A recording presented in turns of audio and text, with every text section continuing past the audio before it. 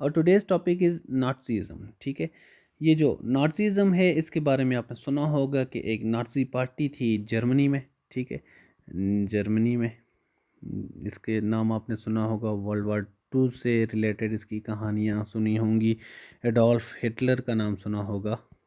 ठीक है, तो इसके बारे में आज के लेक्चर में हम देखेंगे what is Nazism, how its spread और इसके काजेज़ क्या थे, डिफरेंट एस्पेक्ट्स हम देखेंगे। ठीक है, Nazism is considered to be one form of fascism. ठीक है, फाशिज़्म हम पिछले लेक्चर्स में देख चुके हैं, मेरे आपको साथ लिंक दे दूंगा कि व्हाट इज़ फाशिज़्म। तो फाशिज़्म की ही एक ब्रांच आप या एक फॉर्म उसकी समझ लें। The political principles of National Socialist German Workers Party. ठीक है, गूगल के मुताबिक जो National Socialist German Worker Party थी अडोल्फ हिटलर की, उसका जो पॉलिटिकल प्रिंसिपल था that is known a Nazism. ठीक है, देखते हैं इसमें है क्या। Both Nazism and fascism reject the ideologies of liberalism, Marxism, democracy, and emphasize strongly on ultranationalism, totalitarianism, and imperialism. ठीक है, बातें इसकी सेम होगी। ये जो हैं लिबरलिज्म को रिजेक्ट करता है, मार्क्सिज्म को रिजेक्ट करता है, सोशलिज्म को रिजेक्ट करता है, डेमोक्रेसी को रिजेक्ट करता है और अल्ट्रा नेशनलिज्म को सपोर्ट करता है, इंपीरियलिज्म को सपोर्ट करता है, अथॉरिटेरियनिज्म को सपोर्ट करता है एंड टोटलिटेरियनिज्म को सपोर्ट करता है। मींस इन बातों का मतलब ये है कि ये जमहूरियत, फ्री मार्केट, लोगों की आज़ादी के ख़िलाफ़ था।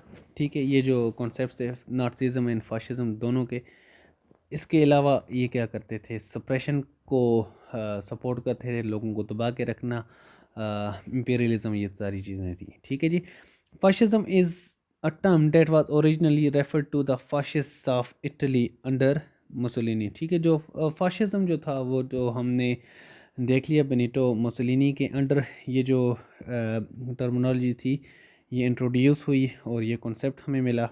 नाज़िज़्म on the other hand, referred as National Socialism, is an ideological concept of Nazi Party on the National Socialist German Workers' Party of Adolf Hitler। ठीक है, फाशिज्म को आप मुसोलिनी के साथ रिलेट करें और नाज़िज़्म को एडोल्फ हिटलर के साथ।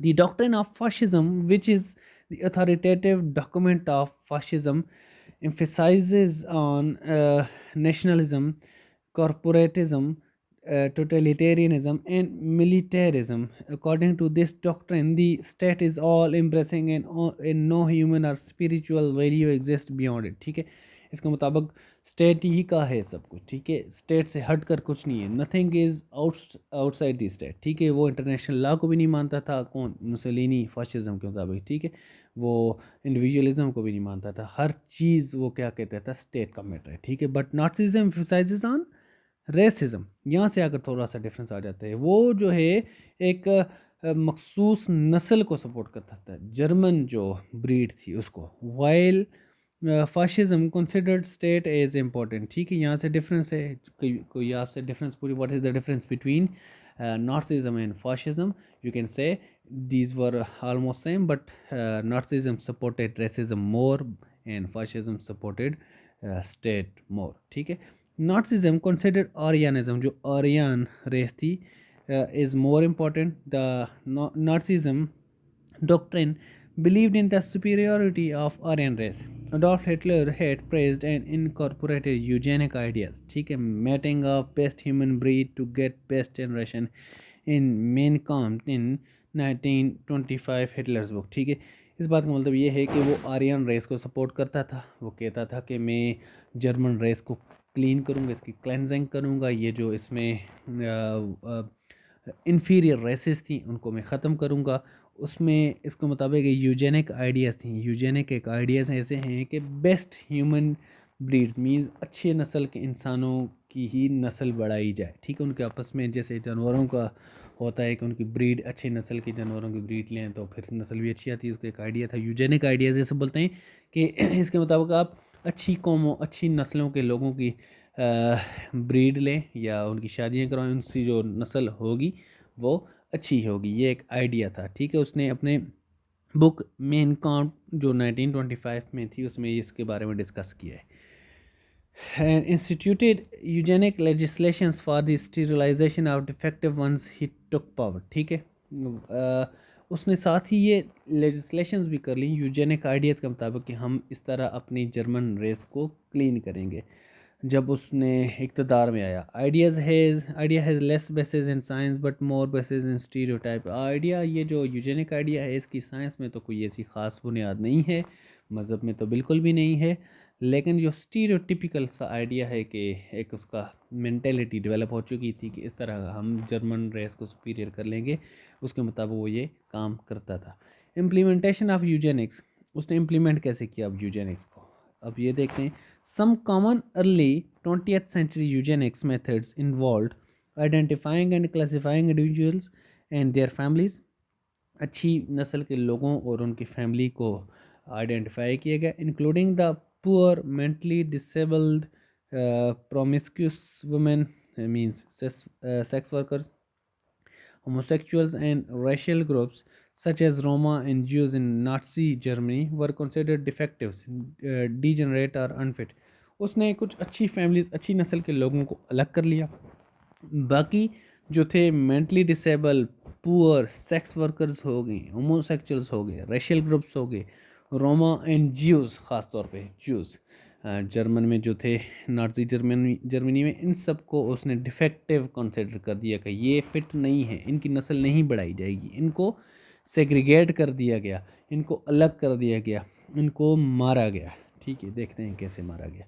And therefore led to segregation, कॉन्सकॉम, institutionalization, sterilization, sexually inactive, pills and even mass murder. ठीक है, यूथेनेसिया जो है, इसने इसके मुताबिक लोगों को मतलब स्टेरिलाइज किया, उनको अलग से गिरफ़्तार किया गया, उनको जहर दी गई, उनको पिल्स दी गई, उनको गोलियां मारी गई, बहुत सारे तरीके आजमाए गए। अब मैं आपको क्या बताऊं जिन जिन तरीक़ों से उसने लोगों को मारा। ठीक है, all in pursuit of cleansing German fest. ठीक है कि हम जर्मनी को पाक कर रहे हैं, जर्मनी के लोगों को पाक कर रहे हैं, यहाँ की नस्ल को हम साफ़ कर रहे हैं। ठीक है, अब होलोकास्ट है, इसका एक बहुत बड़ा इवेंट है कि होलोकास्ट में उसने बहुत सारे लोगों, लाखों लोगों को, millions of people were killed in Holocaust. ठीक है, होलोकास्ट के मुताबिक उसने मारा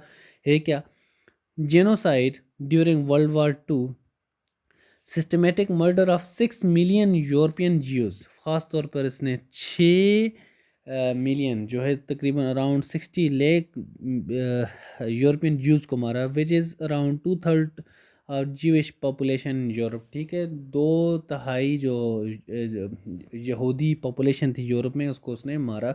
starting in 1933 the Nazi build a network of concentration camps in Germany. बहुत सारे उसने कंसंट्रेशन कैंप्स बनाए जिसमें वो लोगों को जाकर रखता था। After the invasion of Poland in 1939 the regime set up ghettos, forced living areas for ethnic group. उसने गेटोज भी बनाए, लोगों को ज़बरदस्ती उस एरिया में भेजता था कि आपने इस एरिया से बाहर नहीं आना, टू सेग्रीगेट ज्यूज़। ठीक है, उसने कंसंट्रेशन कैंप्स मीन्स एक तरह के जेल्स भी बनाए, गेटोज भी बनाए, कुछ इलाके मुख्तस कर दिए कि इस इलाके से आपने नहीं निकलना।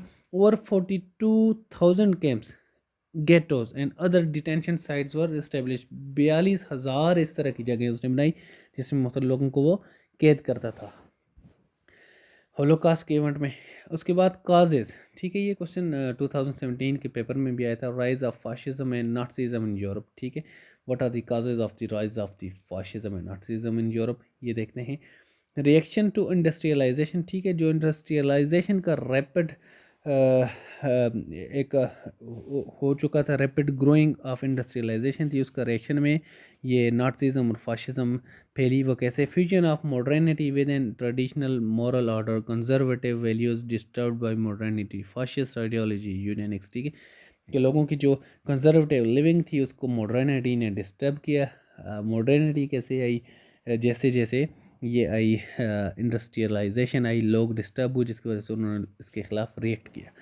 Legacy of world war one, psychological trauma of trenches. जो फ़ौजी थे वर्ल्ड वार वन में, वो एक लंबे अरसे तक, कई सालों तक ट्रेंचेस में ये जो खंदकें होती हैं उसमें रहे, उनसे लड़ते रहे, उनका एक ट्रॉमा उन पे फैल चुका था, उन साइकोलॉजिकल इम्पेक्ट था उनके दिमाग पे, वो एक जंगी सा माहौल था।